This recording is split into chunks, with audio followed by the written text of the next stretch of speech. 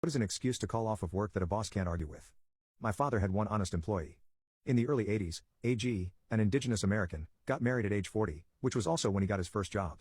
He told my dad, "Women are all the time wanting things they don't need, and that is why I need a job."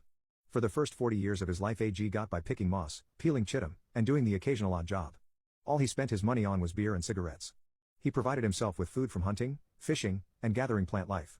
And he lived a simple life. Then he met a lady and they got married. Then the reality of this world hit him like a ton of bricks. He had to get a job. My father owned and operated a small hardwood mill in the coastal hills of Oregon. He never concerned himself with the usual rigmarole of a business seeking help. He did not interview or have applications. Most of his staff was acquired through word of mouth. People who had never worked in a mill before started on the green chain. As a side note, I started working at this mill when I was 8. Mom would take me down to the mill on Sundays after church to hang out with Dad. After a few weeks, he put a shovel in my hand. To shovel sawdust.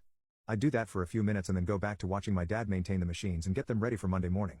Then when I was 10 or 11, I graduated to a splitting mall to process lily pads into firewood. And at 14, in the summer between 8th grade and high school, I started pulling green chain.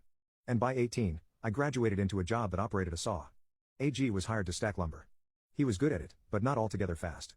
A few weeks after he started, he called Dad up at 5 in the morning on Monday to say he was too drunk to come to work. My dad just said, "Okay, just come on in on Tuesday." Dad called AG his only honest employee. AG worked for the business for several years. With his other employees, Dad said that they had more deaths and resurrections in their family than Jesus Christ.